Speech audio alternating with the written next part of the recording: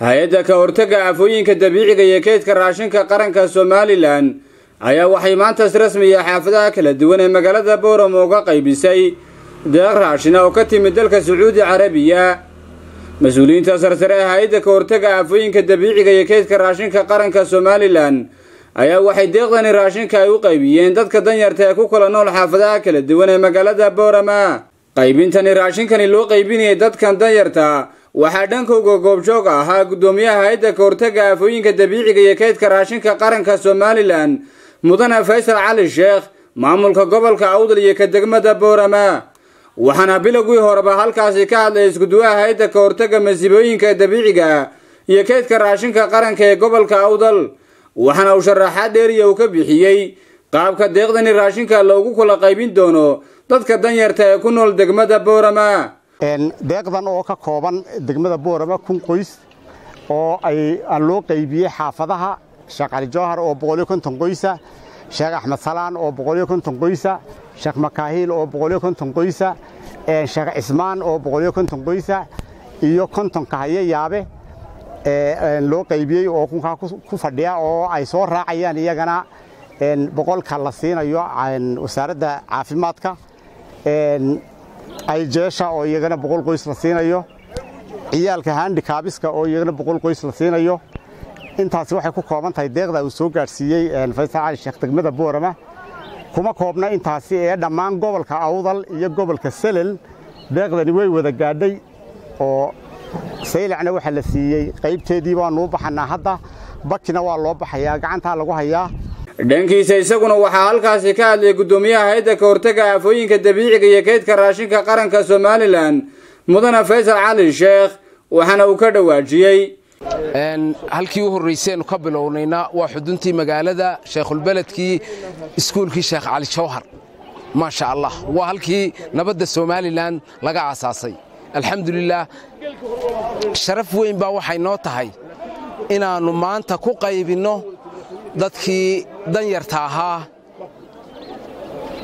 danyarta ahaa ee xaafadan Sheekh Cali Jawhar deganaa in aanu runtii u qaybino annagoo la kaashanay maamulka gobolka ugu horeeya barasaabka, meeyarka, isuduwaha, ciidanka, annagoo la kaashanay runtii ayaanu shaqadan bilownay. gunta ayay hawshu ka soo aasaasantay, dusha kagamaanaan keenin. registrationka iyo nadaaminta iyo diiwaangelinta intaba waxa soo sameeyay maamulka gobolka iyo barasaabka iyo meeyarka iyo isuduwaha ayaa soo sameeyay, iyagoo waliba hay'adaha kale dawliga booliisku mid yahay runtii la kaashanay. marka runtii farxad weyn bay noo tahay. waa halkii horeysan runtii aanu ka bilowno ilaa 5 meelood baa maanta noo qorshaysan.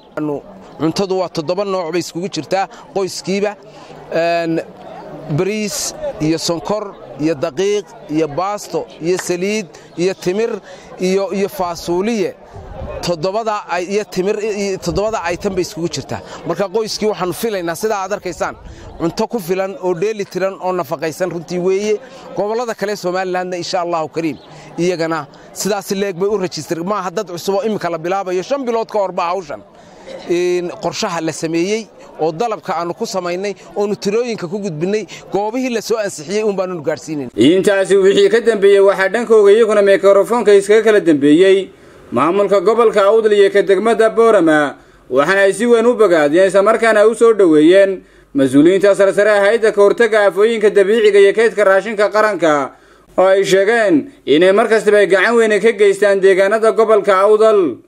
maareeyaha waan imika wada shaqeynay ilaa waqtigii abaarihii oo eedhiino 2 jeer waxa dhacay marra abaaro marra duufaanada.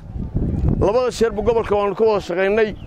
dalabaadkii uu inta dalbayay alaabtaas bay maanta ku jirtaa oo inta uu dalbayay meeliyada iyo meelihii kale ay wax ka dhaceenba. waxaan soo gal ilaa Djibouti uu tagay oo ka soo qaaday, waanu wada qaybinay. tii daba waanu wada qaybinay. intaana maalin walba gobolka waxba u soo diray wixii yimaadaba waliba abaariyo duufaanka cidaba lama lahayn gobolkan.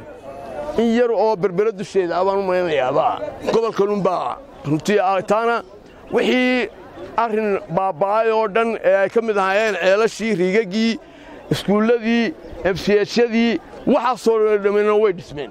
uga mahadnaqayaa hay-adda deeqdan keentay ee Bisalmaan hawshanna waxa garwadeen ka ah maareeyihii oo maanta inala jooga hay-adda Nonford Faysal Ali Sheekhoy inala jooga iyo shaqaalihiisii waanan uga mahadnaqaynaa sida ay u xuleen ugu hagar bixeen habsami u socodka hawshan loo wado